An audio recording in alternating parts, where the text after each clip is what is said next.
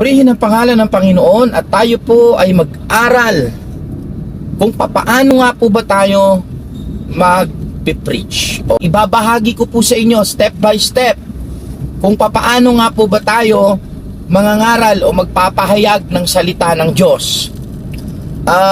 Of course, yung title pa lang natin, yung How to Preach the Gospel of God, doon pa lang sa salitang gospel, dapat meron na tayong idea that we are bringing the good news of the Lord.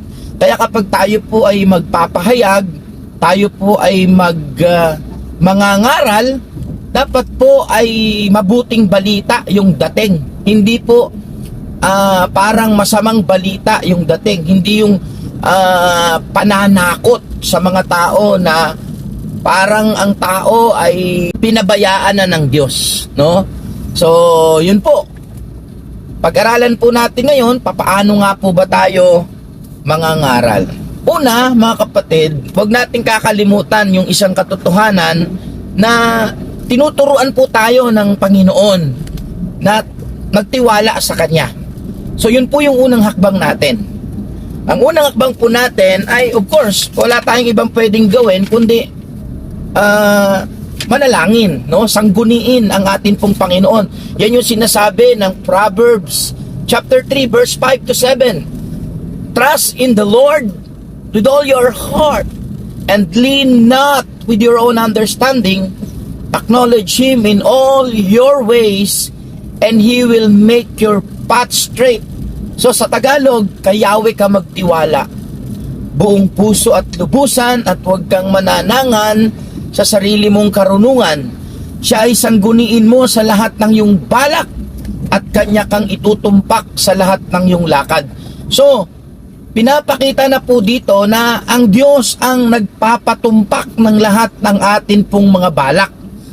Kaya wala tayong pinakamainam na gawin kundi ang magsimula sa pagtawag o paghingi ng gabay sa atin pong Panginoon. So yan po ang number one. Never ever try to forget na manalangin o sumangguni sa atin pong Panginoon kapag tayo po ay naghahangad o nangangarap na makapaghayag ng mabuting balita ng Panginoon. So number one po yun, prayer.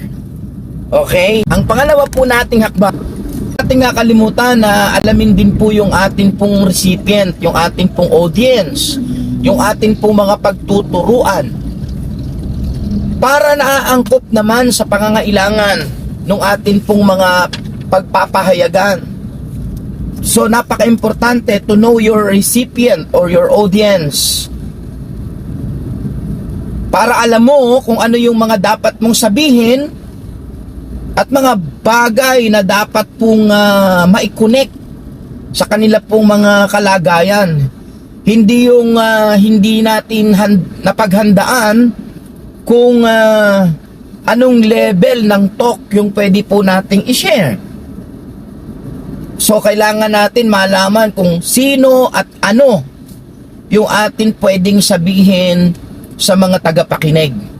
So especially kung ang atin pong mga crowd, yung atin pong mga listeners ay mga sabihin na natin nasa mga remote places at yung iba po ay talagang unable to find an education, hindi nakapag-aral, no? Hindi naman tayo pwede ron na pa-English at patuloy na nagiging confusion po yun sa kanila pag hindi naiintindihan yung atin pong mga sinasabi. Minsan may mga napapakinggan tayo nasa loob ng bilangguan, nagpipreach tayo sa mga kulungan, tapos ang ginagamit natin sa kanila mga Greek, mga Hebrew. Hindi mo kailangan yan doon. Ang kailangan nila doon ay yung ma-encourage sila na sa kabila ng kanila mga pinagdadaanan, may purpose pa rin ang Panginoon sa kanila. So, know your audience, know your recipient. Napaka-effective po niyan na ipagpipreach po natin kapag alam natin kung sino po yung tatanggap ng mensahe.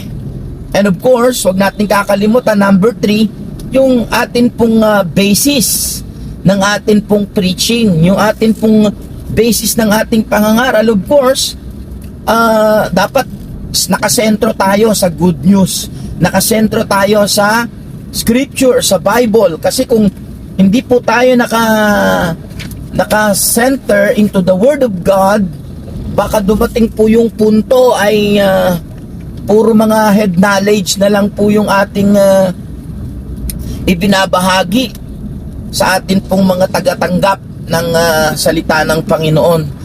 At napaka-importante yung tinatawag nating symbology.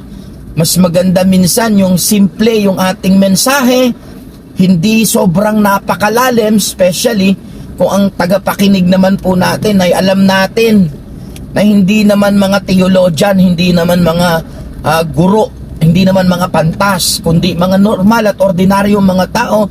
It's okay not to be simply share the Word of God in a natural way, sa isang natural na pamamaraan, or sabihin natin yung mga practical ways ng pangangaral, no?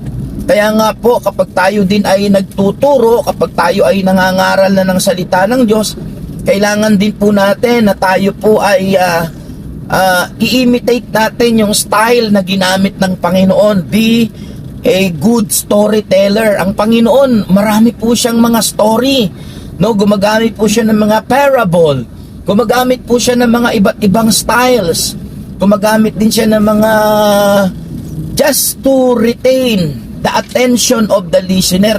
Yun pong importante sa mga preacher.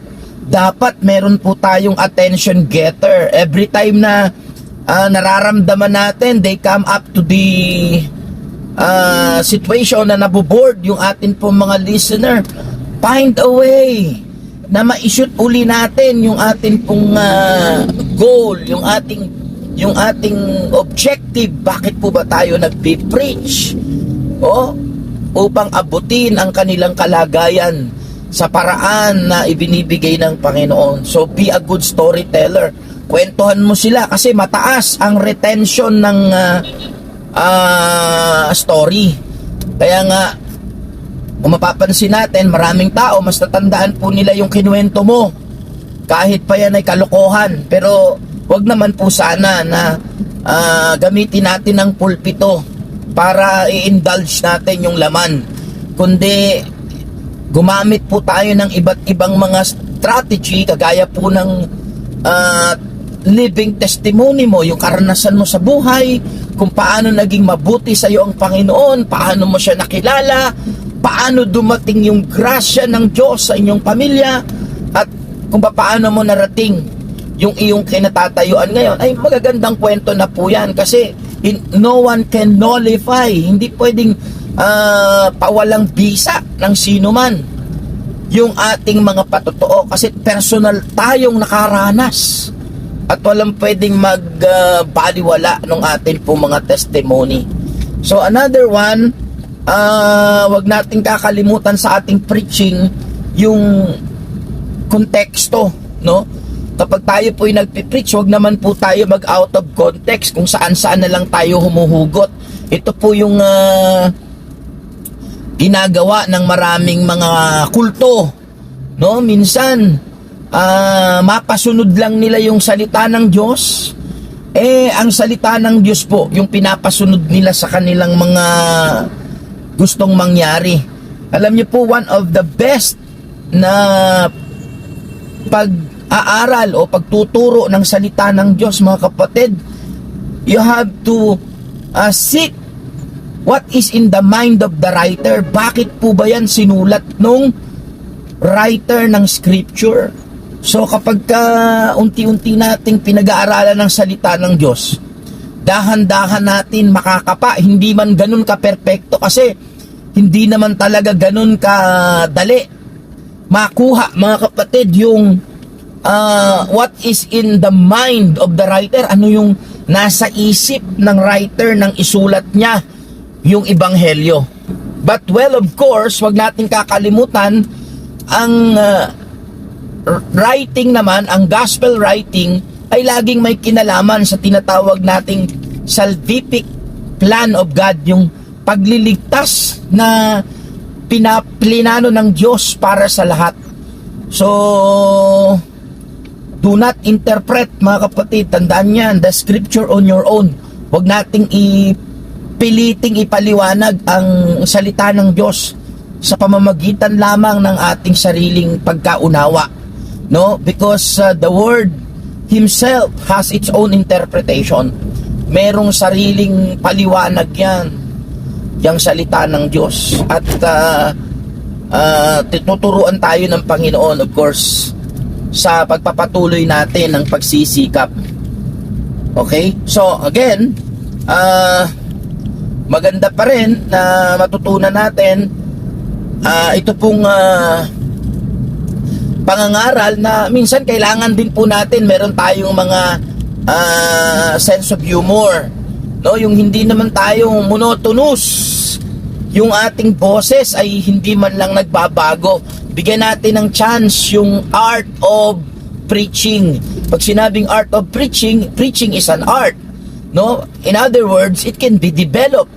Pwedeng ikaw ay may time na mataas yung tone o mataas yung boses mo, pero meron ding time naman na bumababa, hindi puro pataas, hindi puro pababa, no? Parang spaghetti lang yan, no? Pataas, pababa. So bigyan natin ng chance yung art of preaching. Ang ibig sabihin, if it is an art, yan po ay exciting and interesting.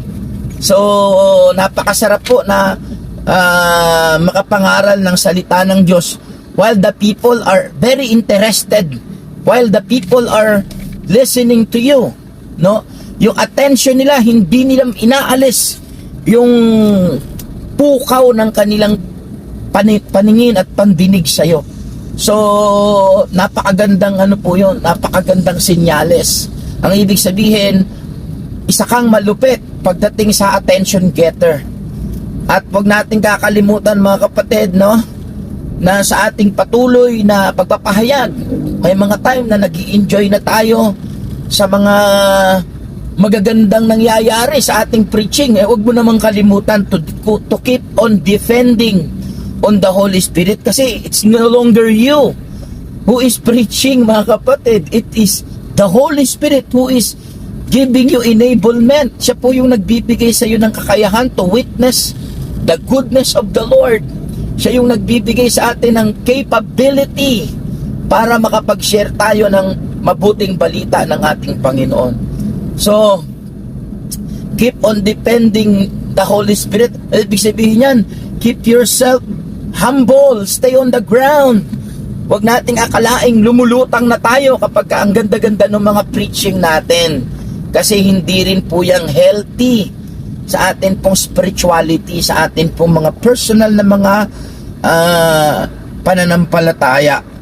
So, pag-aralan din po natin yung practice what you preach and preach what you practice. Dalawa po yan no? Hindi lang yung pinipreach natin, pinapractice natin, kundi yung ating preaching ay practice na talaga natin, no? Preach what you practice and practice what you preach. Alam nyo kung gaano kahalaga, mga kapatid, yung salitang practice dito. Yung practice, madalas nating naririnig yan, practice makes perfect, no? Kaya pala, napaka-importante kung maaalala po natin na kung ang salita daw ng Panginoon ay pinapakinggan lamang natin at hindi natin isinasabuhay, no? Nililin lang po natin ang ating mga sarili. Ang ibig sabihin sa English, if you only listen to the Word of God and do not practice, then you deceive your own selves. So hindi natin dinadaya ang iba. Ang dinadaya natin dito ay ang ating sarili kapag hindi daw natin pinapractice. Konting pananaw ito pong salitang practice. Alam nyo, gaya ng sinabi ko earlier, that practice makes perfect. Napansin ko po kung gaano ka halaga in every aspect of life yung salitang practice, yung pagsasanay. kahit saang larangan po ng buhay, kahit saang larangan ng propesyon, nakita ko yung importance ng pagsasanay. Kaya nga po, education, ang education daw po, ang kaalaman, ang pagkatuto ay hindi po natatapos. No? Learning is constant, no? Hindi po yan natatapos, patuloy po yan na matututo po tayo. Ngayon, balikan ko yung salitang practice. Sa lahat ng larangan, napaka-importante ng practice. Yung bata, bago po yan maglakad, bago maging convenient na sa kanya yung paglalakad, it start with practicing. Pinapractice siya ng mga magulang na maglakad. And then later on, makikita mo yung bata, convenient na sa kanya yung paglalakad. It's because pre-practice na maglakad. Tinan mo yung mga hindi nagpa-practice. For example, dali natin sa larangan ng propesyon. Ang pulis, bago po yan sumabak sa laban, maraming mga practice yan na ginagawa. Doktor, hindi naman kaagad mag-o-opera yan, kundi kailangan niyang practicein yung kanyang profession. Teacher, may mga interns yan. Kahit yung mga medical practitioners, meron po yung mga practice. Why? To make it more convenient, para maging madali para sa kanila yung kanila mga profession. Choir, music ministry, instrumentalists, preachers are practicing. Huwag po kayong mahiyang mag-practice with your own. O kung kailangan nyo po ng mga kakilala na pwedeng mag-evaluate sa inyo, o kung kailangan nyo po ng criticism, no? O kailangan nyo ng mga bashers, welcome them in your life para makita nyo yung inyong potential, yung inyong mga invested capacity, invested gifts na galing po sa Panginoon. Wag po tayong tampo kapag merong nagpupuna sa atin, kapag merong nagsasuggest sa atin. Okay lang yan, sapagkat lahat po yan ay makabubuti para sa atin. It's only how you accept, paano natin ito tatanggapin sa ating po mga personal na buhay. Napakahalaga again yung pagpa-practice, no?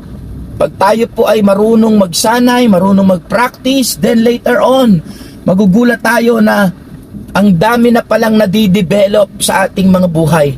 Kaya nga po, ganun din sa salita ng Diyos. Kapag we constantly practice the Word of God, kapag pinapractice po natin yung salita ng Diyos, minsan, naalala ko, mayroong nagtatanong sa akin, Brother Bong, sabi sa akin, bakit parang ang hirap-hirap magpatawad?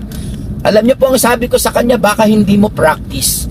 So tayo po mga Kristiyano, pinapractice talaga natin ang salita ng Diyos. Kasi kapag minsan mo lang gagawin yan, mahirap yan. Pero kung gawain mo na yung isang bagay, yung pagbibigay, pagtulong, pagmamalasakit, pagmamahal, paglilingkod, kapag practice mo yan, it will be more easier and make it more convenient to you. Likewise, mga minamahal, ganun din sa pagpipreach. Kapag tayo ay nagpa-practice na mangaral, no? Mag-share ng salita ng Panginoon, magugulat ka later on, ay ang bilis po ng panahon, ang dami pong pwede palang mangyari kapag tayo po ay naghangad din isang araw na mag-share ng Word of God. Ako po personally, nasa mahigit 3 dekada na rin po akong nagpipreach, no? Hindi naman ako magaling, pero sa biyaya po ng Panginoon, I was able to see, no? Yung mga bagay na dati hindi ko nakikita, na noon pag tumingin ako sa mga verses, parang ang hirap-hirap naman ito intindihin, no? Diba? Pero later on, kapag may mga basic kang idea, at tulong na rin ng mga ibang mga mangangaral, kasi lahat naman tayo mga kapatid ay nabubuhay hindi para sa sarili lamang. Kailangan natin ng iba at kailangan din tayo ng iba. Kaya nga po sa larangan ng pangangaral, Yung hindi mo maintindihan, itanong mo. Di ba? Yung hindi mo maintindihan, itanong mo. Sangguniin mo ang Panginoon. At kung hindi mo pa rin talaga maintindihan, call a friend. Gamitin mo yung mga lingkod ng Diyos na inilagay ng Panginoon. Who knows na sila pala yung sagot ng Panginoon sa atin. So, open-minded lang po tayo. Huwag tayo masyadong napaka-critical pagdating po sa mga bagay-bagay. And I hope, mga kapatid, na you will be blessed in your preaching. At ako po, sa totoo lang, sa biyaya ng Panginoon, gustong-gusto ko po na pag share po ako ng Word of God, kapag ako po yung nagpipreach, gustong-gusto ko po na ako po yung isa sa mga unang nabibless ng mensahe ng Panginoon. Kaya sa mga susunod po nating mga pagbabahagi, ay nawa po, ngayon pa lamang ay may mga napupulot po kayo, kahit mga katiting lang, na karunungan na galing po sa Panginoon. Kasi lahat naman ng karunungan galing sa Diyos. Wala naman po tayong pag-aari dyan. Lahat ng tinatangkilik at ini-enjoy natin ng mga biyaya, mga gift, karunungan, hindi po yan atin. Galing po yan sa Diyos. So, stay on the ground lang po. Mas maganda na humble lang po tayo sa harapan ng Panginoon. Hindi mo kailangan sabihin humble ka. Ang kailangan mo ipakita natin na apart from the Lord, we can do nothing. So muli, maraming salamat po. Naway na pagpala po kayo ng maikling pagbabahagi na kung papaano nga po ba tayo magpipreach o yung mga tips na dapat po nating malaman kapag tayo po ay nangangaral ng salita ng Diyos. Maraming salamat at muli pagpalain kayo ng Panginoon, ang inyo pong kapatid, Kuya Bong.